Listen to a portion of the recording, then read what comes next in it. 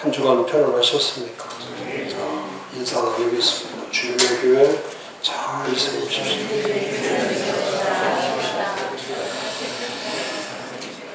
오늘은 한국교회 어디로 가는가 7가지 중에 마지막 7번째.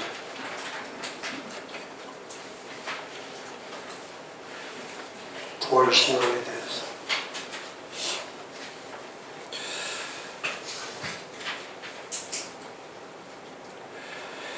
기독교의 중심은 십자가와 부활에 있죠. 십자가와 부활. 그런데 지금 한국 교회는 십자가도 약해지고 부활도 약해져 있는.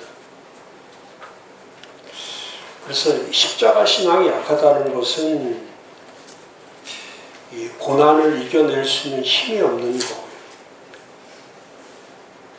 그래서 자꾸 어려움이 올수록 더 하나님을 찾아야 되고 더 교회를 세우려고 노력을 해야 되는데 어려움이 오면은 포기하죠. 포기해요. 그래서 십자가 신앙과 함께 가야 할 신앙이 고난의 신앙이죠. 고난의 신앙. 근데 십자가도 없고 고난도 없이 교회를 세운다는 것은 그건 정말 불가능한 거죠. 요즘 그 한국 교회를 비난하고 비판하고 심지어는 한국 교회에 대한 반기독교 또 반교회적 를 말하는 분들이 꽤 많죠. 참 안타까워요. 저도 목사지만은 목사가 목사를 비난하고 목사가 한국교회를 비난하고 비판하고 물론 비판할 수 있죠. 비난할 수 있어요. 그런데 마치 99.9%가 한국교회가 다 잘못됐다고 이렇게 매도하는 것은 그건 진짜 바람직하지 않죠. 이제 그런 거하고 똑같아요. 저도 어떠하다가 어제 그런 이제 주일 설교에 대해서 제가 그래도 매주마다 모니터링을 하기 때문에 그래서 설교들을 이렇게 검색하다가 우연히 그 목사님의 세미나 강의를 보게 되었는데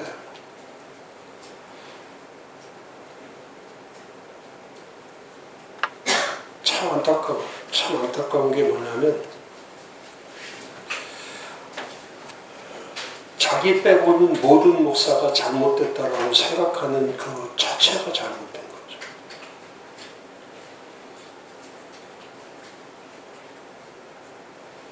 그리고 거기서 이제 맹 비난하는 게 한 3가지를 가지고 비난을 하는데 첫 번째가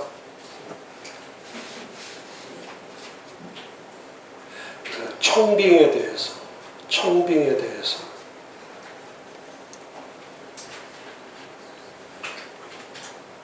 그래서 그런 말을 하더라고요. 다른 교회로 청빙에 받아서 가는 거는 그건 소명이 없는 거다. 소명이 없다.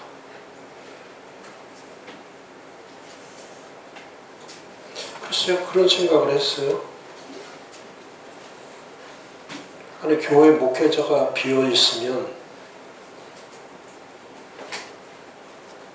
당연히 청빙하는 거지. 목회자가 비어있는데 그 비어있는 교회에 가면 안 된다. 그거는 자기 교회를 버린 배신과 같은 거다. 그러면서 이제 본인 얘기를 하는 거예요. 본인 얘기. 본인 얘기를 하면서 본인의 과거는 전도사만 했지 다른 부목사나 다른 목회를 해본 적이 없이 바로 교수를 하다가 교회를 개척했다.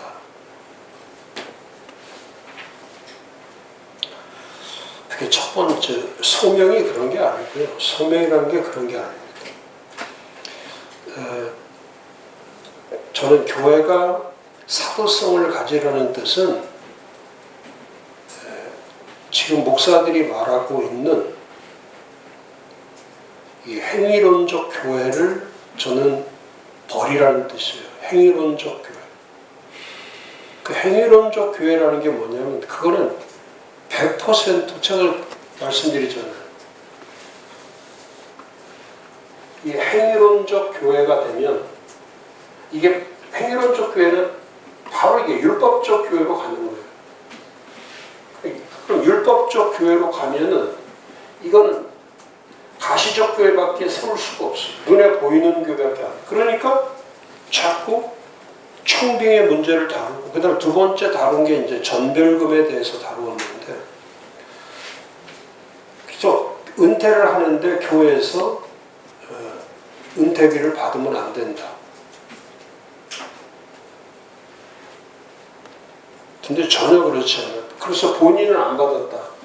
본인이야 책 써서 은퇴비 받는 것보다 책 써가지고 판세 받는 게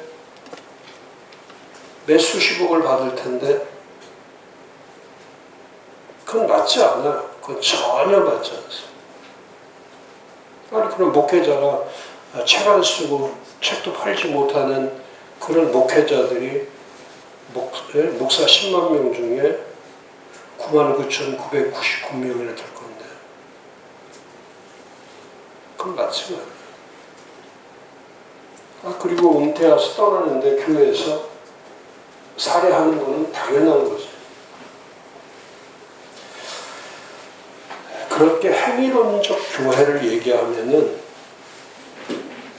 저는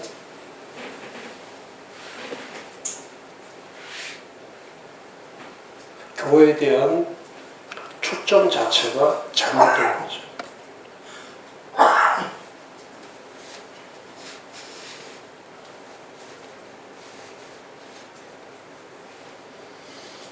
그리고 그 목사로서의 소명과 교회로서의 소명은 다른 거예요. 저는 전혀 다른 거예요. 목사로 소명받은 분도 있지만은 목사라고 해서 다 교회 소명관을 가지고 있느냐? 절대 그렇지 않아요.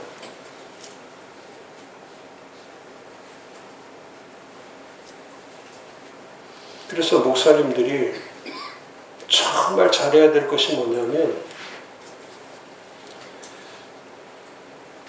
목회를 잘하는 게 아니에요. 목회를 잘하는 게 아니라 오늘도 제가 말씀 많이 드리겠지만은 눈에 보이지 않는 교회를 잘 세우는 거예요. 눈에 보이지 않는 교회를 잘 세우는 거예요. 제가 지난주에도 그런 말씀 드렸잖아요. 예배 생활을, 예배의 예배자로 온전한 예배자가 된다는 것은 그건 정말 쉬운 일이 아니라 목사라고 해서 전부 다 온전한 예배자가 된다? 그렇지 않죠. 사모님이라고 해서 다 온전한 예배자입니까? 장로라고 그게 온전한 예배자가 돼요.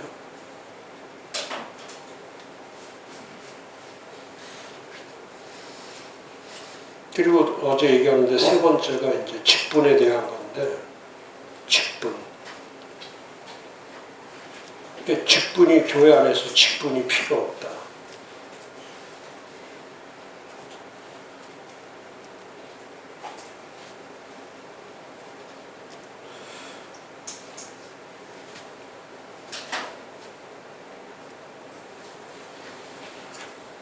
그래서 본인은 목회할 때에 3년간 직분하고 3년 지나면 다 그냥 일반 성도로 다 돌아간다.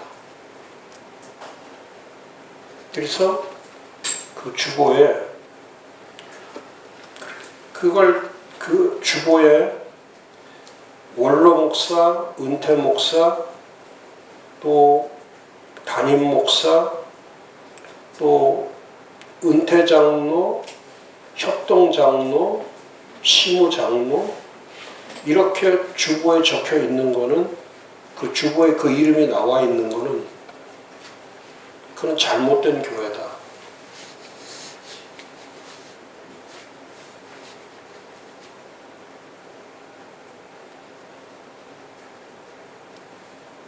그리고 헌금을 할 때에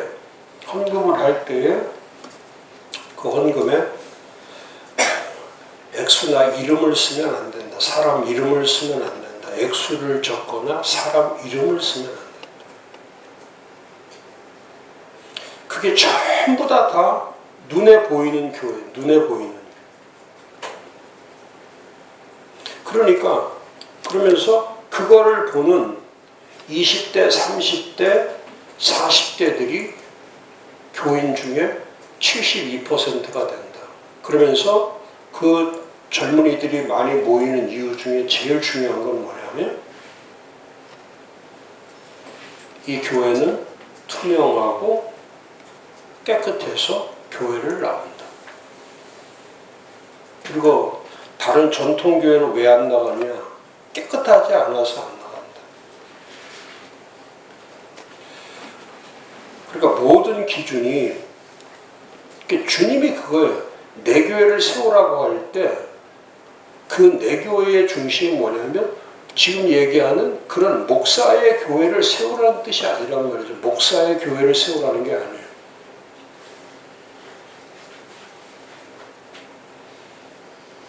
그러면 그런 목사가 한국교회에 이렇게 한국교회가 이렇게 되는데 그런 분들이 책임이 없다? 아니에요. 책임이 많죠. 왜? 그 메시지를 들으면서 5년, 10년 그 교회를 자기는 교회 13년 하고 다른 교회 또 어디 외국에 나가서 한 10년 하고 하고 해서 몇 년에 25년인가 6년 했다고 하는데 그게 한국 교회에 선한 영향력을 미친 교회인가? 절대 그렇지 않아요. 그러면은 그거를 들을 때에 이렇게 교회를 배워보지 않은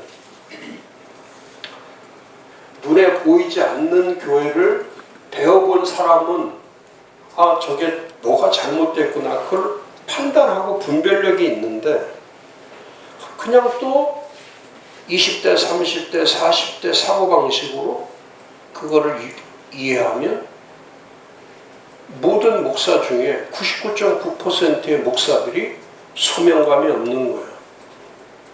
그러니까 잘못된 거예요. 그러니까 비난받아도 마땅하다는 뜻이에요. 그런데 절대 그렇지 않아요. 이 눈에 보이지 않는 교회를 세우는 게 이게 첫 번째 주님의 교회, 이게 주님의 교회의 목적이에요.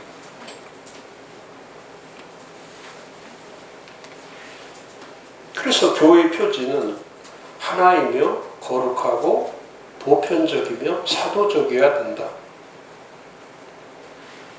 그러니까 그런 식으로 하나 되는 교회를 포기하고 자기들이 그 생각하는 이 동질성을 가진 집단을 만들어가는 그러면서 제일 많이 쓰는 말이 교회라는 말을 안 쓰고 공동체라는 말을 계속 쓰는 이유는 뭐냐면 그러니까 이 공동체 교회관을 가지고 있는 사람들의 첫 번째 잘못된 것이 전부 다 뭘로 되어 있냐면 그 내부에 그 율법으로 이미 재단이 되어 있는 거예요. 입력이 되어 있는 거예요.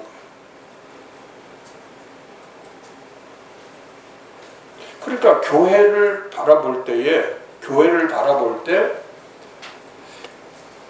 공의적이고 공유적이고, 공의적이며 공유적이고, 또 긍정적이어야 돼요. 근데 율법을 가지고 있는 사람들은 전부 다 비판적이고 또 부정적이고, 또 부정적일 뿐만이 아니라 폐쇄적이에요. 다른 사람 의견을 듣지 않아요. 그래서 제가 얼굴을 보니까 얼굴에 그 욕심과 탐욕이 더득더득 붙어있는, 머리부터 턱까지 어느 얼굴을 봐도 덕지덕지 붙어있는 그런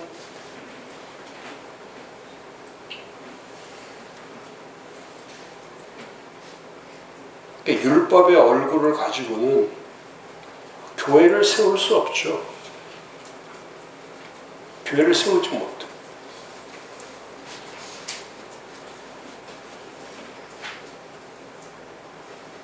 본인도 그 얘기를 해. 사람은 고쳐서 못 쓴다. 그게 본인 말이야. 그게 본인 말이야.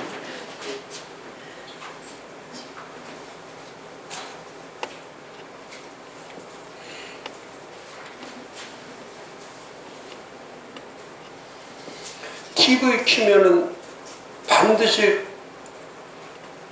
보지 않고 꺼야 될 사람들이 있죠. 얼굴에 덕지덕지 붙어있는 그 탐욕과 그 욕심과 탐심과,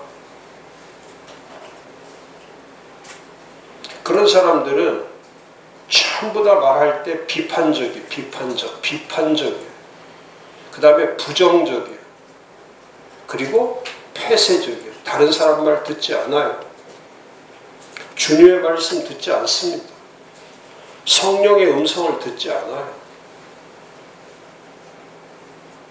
그러니까 주저리 자기 과거 얘기만 하는 거예요. 자기가 했던 얘기만 하는 거예요.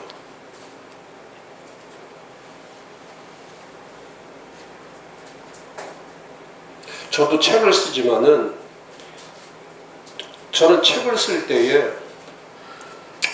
인쇄소에서 여러 군데서 책 써달라고 오죠. 근데 거기에 제가 책을 안 내주는 이유가, 거기에 책을 내줘버리면은 저는 그날로 장사꾼이 되는 거예요. 돈은 많이 벌죠. 그리고 전국 서점에 제가 26년 됐는데, 26년 전에 그때 책을 냈을 때에 서점에 깔기 시작했으면은 지금 여기에 안 있죠.